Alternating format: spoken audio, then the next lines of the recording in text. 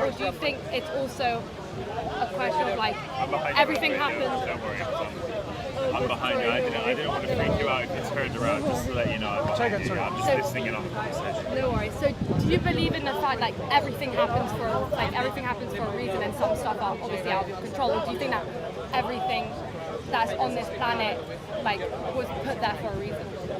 Or do you think that someone like God or whoever like creates everything in this world and chooses everything? Or do you think that like it's also like nature, obviously? Nothing is beyond the control of our Creator. The Creator is ultimately in control of everything. He has given us laws to be in this universe, to operate, and that's why we're able to breathe in the air, and out of this air, a certain portion of this air, we're able to utilize it for our breathing apparatus, our lungs, and then taking oxygen from there. That oxygen then somehow with the hemoglobin in our blood and so on circulates around, and we get energy. Okay, there's an energy conversion. We need energy to stay. So all of this set in place. There's nothing within this universe which is, you will say, it just happens without the Creator knowing it, or outside His control. But there are certain things which we don't have control of. We have a limited amount of free will that we operate. Look, I can wish now to fly, but I can't fly because I don't have wings. Yeah? So just because I wish something, it's not going to happen. So there are limitations to what we can will and so on. So will that we're talking about, the will of God, of our Creator, is ultimately the ultimate will. Okay? So nothing can happen unless our Creator wills. So if somebody has something, for example, let's say you say, look, you know what, I'm going to meet you tomorrow at 10 o'clock. And tomorrow you wake up at 11. Okay. It wasn't in your control. So if God doesn't make your will into reality, your will is not manifest into reality. Yeah? You could not meet. So when you said... If something happens in your life, like let's say something bad happens in your life, would you blame it on God or would you blame it on you? Sure. We would never blame it on God. Why? It's like, look, there's internal, because there's like two different types of how people think. There's internal and external locus of control. So if you're internal, you will take responsibility for your action. If something happens to you, you can say, yes, it's my fault.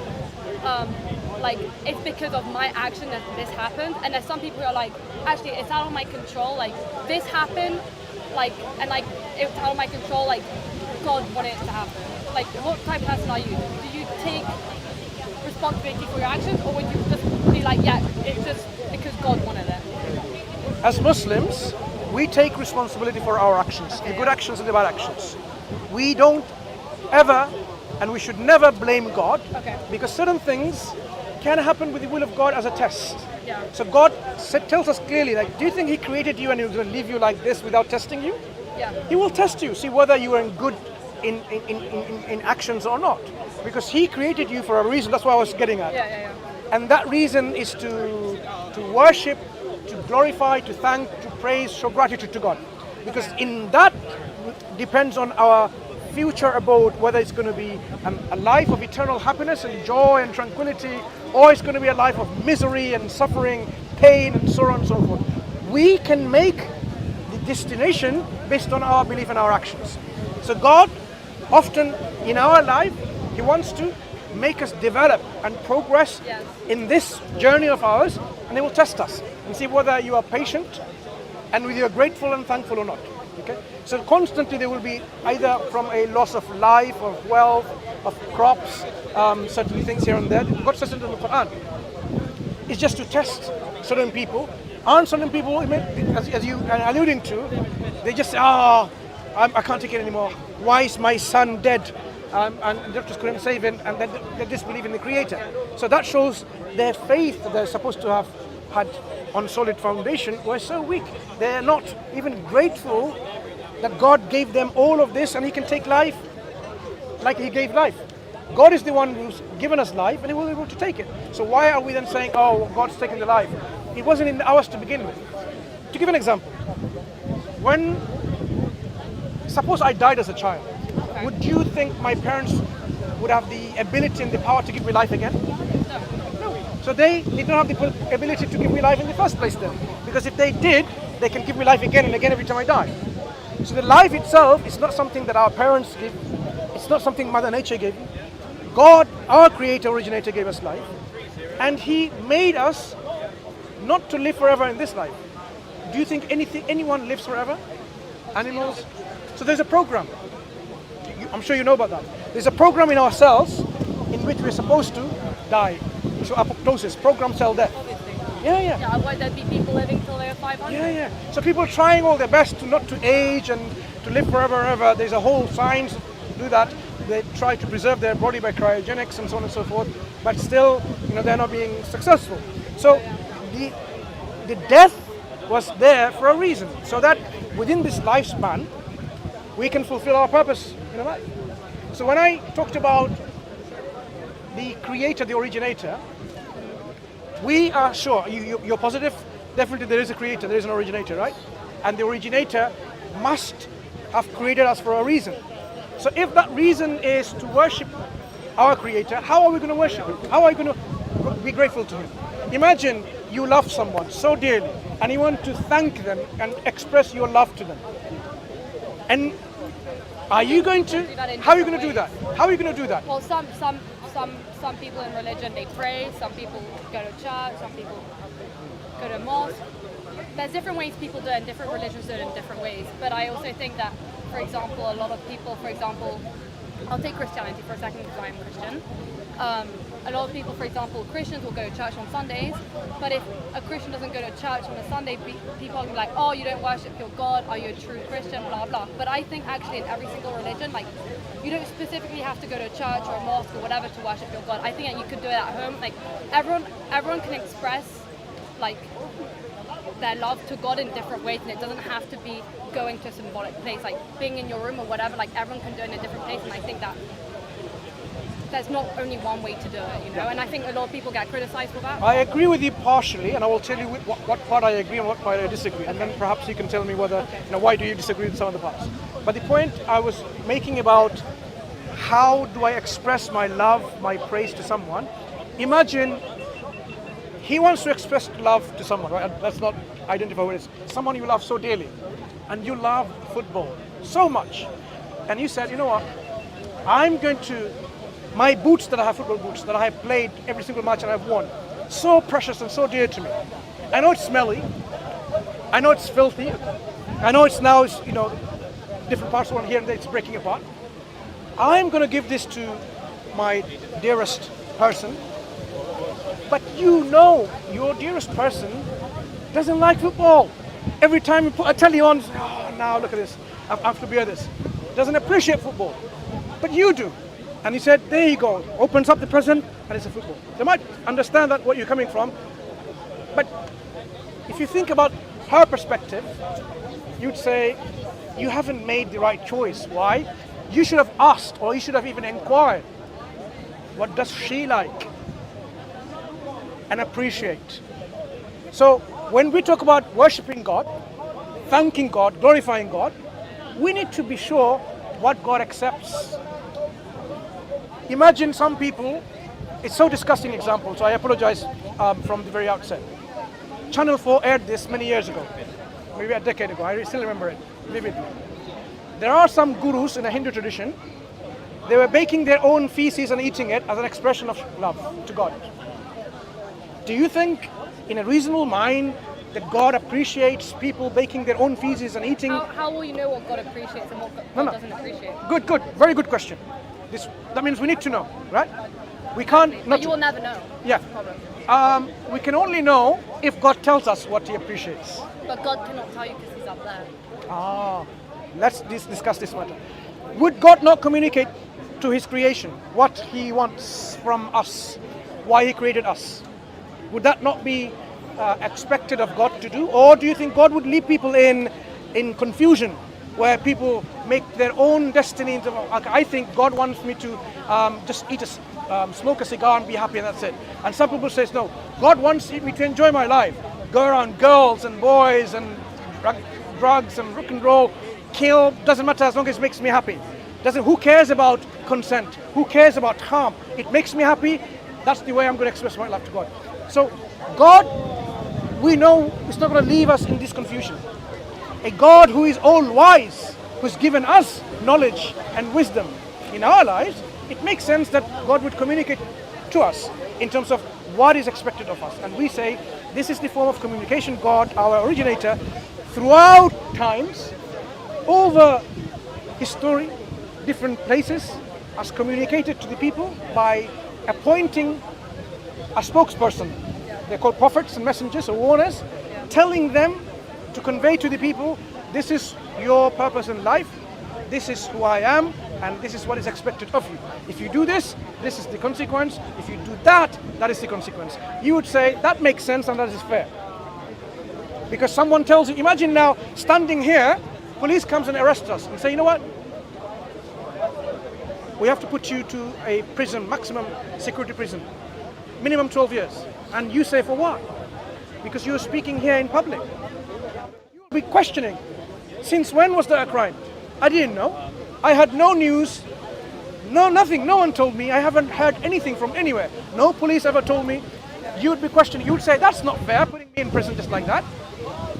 Because any punishment to come, you need to have a pre-warning about it, like, okay, this is what the punishment is going to be for that crime. That's a fair thing to do.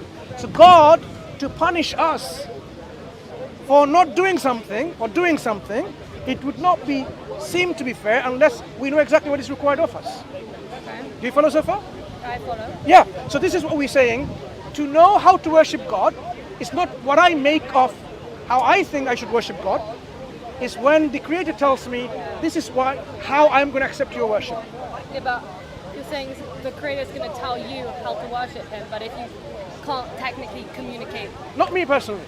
The Okay. Creator will, That's what I'm saying. as He has sent or raised, appointed human beings to be prophets and messengers, and each of them, they had their evidences as to how God has made them a prophet and a messenger. Because anyone can come along. Imagine someone comes along and says, I am a prophet of God, and he tells me to give you your earrings and your money and your phone and your businesses and your house keys and everything. You're going to do that? You're going to say, how are you a prophet of God? What evidence have you got?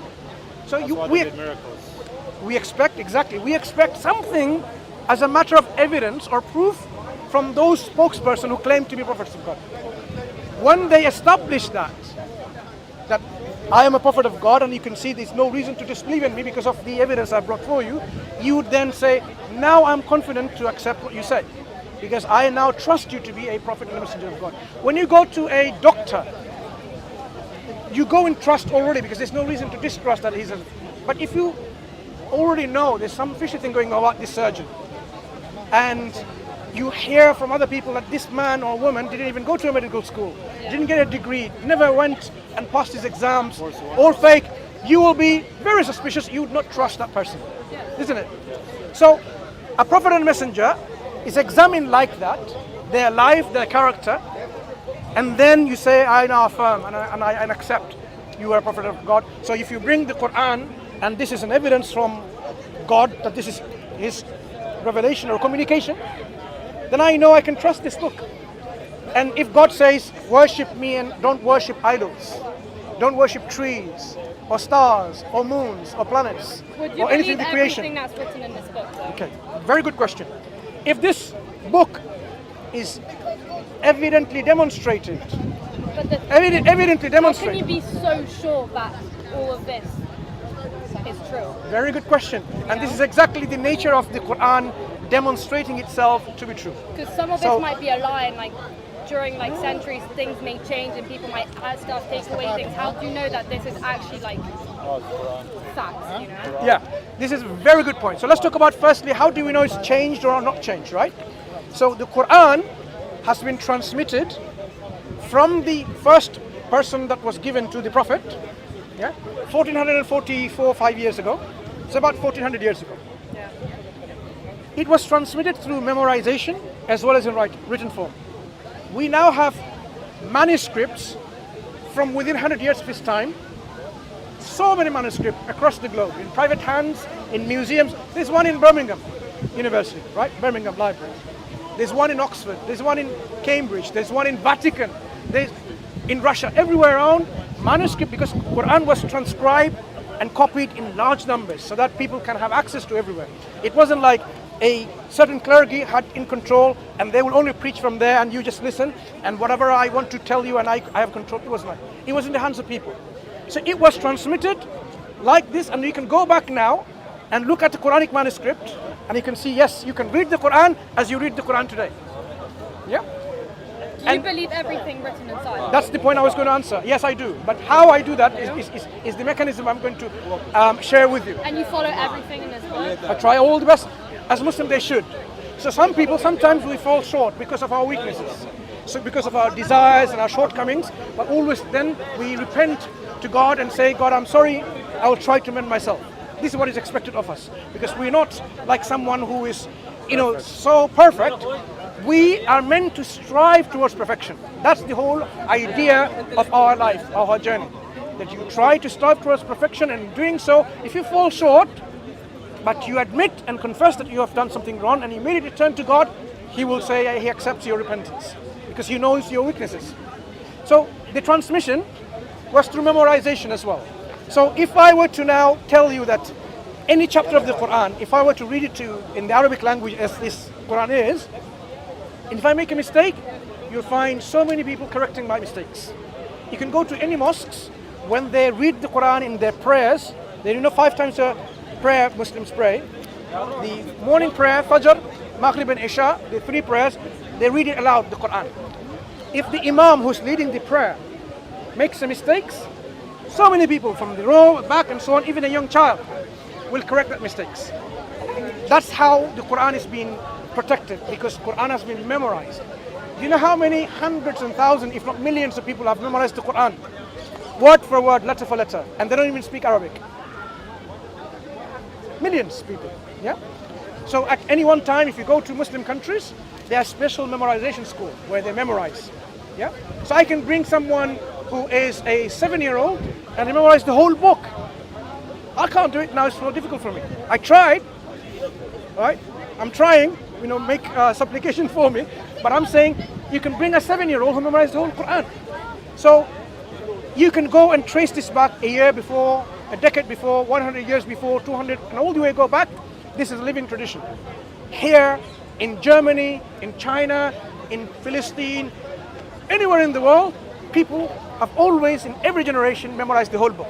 So that's why we can be sure that the Quran that we read today is the Quran that the Prophet left behind. Now, how do I know this Quran, all of it is from God? Because when I examine this book, you can be sure that the Quran has provided certain falsification tests and still stands to that test unfalsified.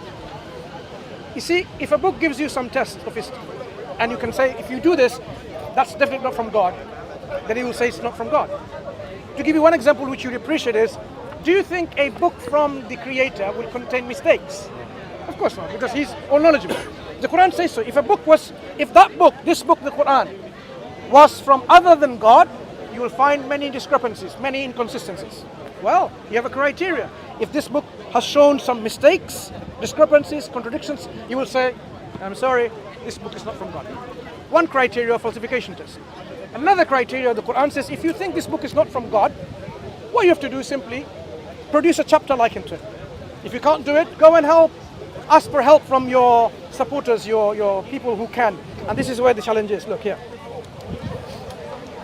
And if you're in doubt about what we have sent down, this Quran, upon our servant, Prophet Muhammad, then produce a surah.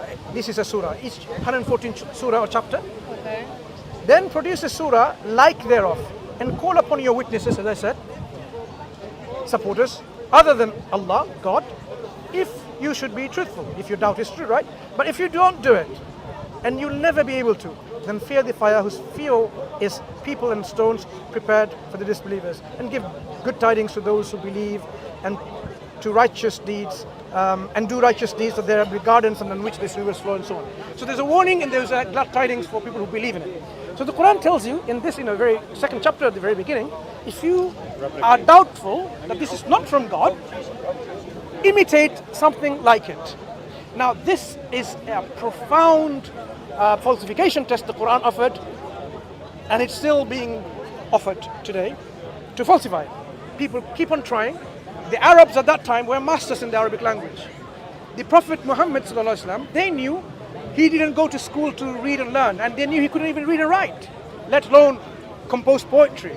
So when he brought the Quran with rhymes and rhythms, yet not prose or not poetry, and Quran says bring something like it, you'd expect them to able to imitate it. You know, you can imitate Shakespeare. ChatGPT can do it. Yeah, you can imitate anything in terms of literature, music, and so on. But you cannot do that. I made a video about ChatGPT imitating the Quran, and it admitted he can't do it because of the objective nature of the challenge. Yeah. So if you type in ChatGPT and the Quran, you will see my video coming up, how it is not possible for even artificial intelligence, let alone human beings, to imitate the Quran. Why? Because of the structural construction that the Quran is given. The speech, where you can imagine the speech of the Creator. He made it in such a construction that no one can imitate it. It's difficult to appreciate because literature may not be your forte. But if I were to give an analogy, maybe you can help to understand. You see these kind of building and structures that you see, right? If you are an architect, you are one of the best architects, a good professional civil engineer, architectural engineer, you're the best in town. And somebody says, you can't make a building like mine, you can't make a bridge like mine, and so on. You'd say, why not? What is so difficult about it? Because you should be able to make it. But what if they show you, this is how my building is? It's made of bricks and stones, but each one of the bricks is floating in space and not touching with the other bricks. Imagine the whole structure is like that. Every stone is actually floating with other bricks on left, right, up, down, nothing touching. You can take the brick in and out like that. It's holding the whole structure. You as an architect, can you imitate something like that? You can't. Because you don't think no one has the science and the technology to make something like this, even though it's made of bricks. The Quran, the structure of this language was constructed by the Creator in His speech in such a way, even though it's composed of Arabic letters, alphabet, but it cannot be imitated in that composition. That's the challenge of the Quran if people disbelieve it. So when we as Muslims can see in practice people are failing to imitate anything like it, the Muslims can have this confidence to say the Quran is from the Creator. Yeah?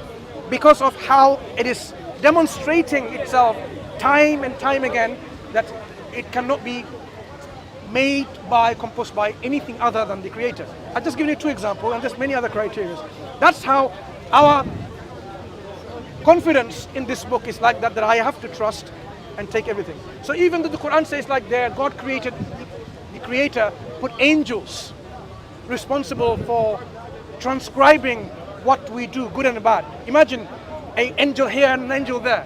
I can't see the angels, but I would trust because I know everything else the Creator says, I will say this is the truth, right? There's no reason to doubt about it. So once you know something that is verifiable and you verify it, anything that is of the unseen, you can trust and rely on it.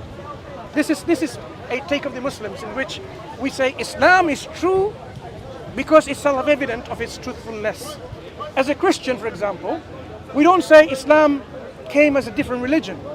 Islam came with the same religion that came with, but because things have changed, people corrupted the message of Christ, corrupted the message of Moses, peace be upon those prophets, and that's why you have people now worshipping Christ instead, or saying God puts a rainbow in the sky because He needs to remember. These are people's corruptions. Perfect. Thank you, my friend. I appreciate the knowledge. Yeah? You take care. Appreciate it. Okay, you take care. It's all right. It's a different explanation, but it's a sign of respect to a woman when we don't shake hands, and I'm sure you'll appreciate that. Okay, but this is for you, by the way. Take one. All right, thank you. Yeah, take care. Okay. Thank you.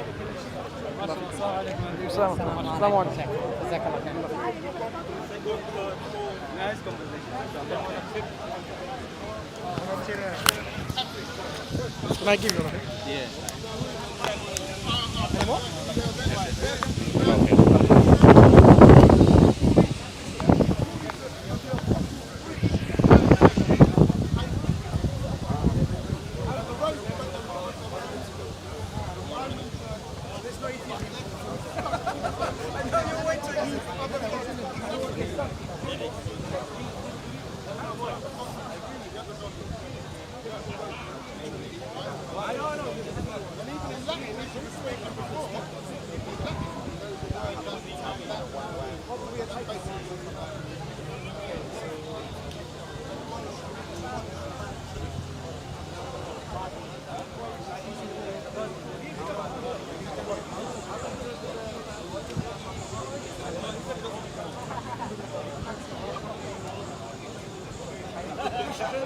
amazed by the way.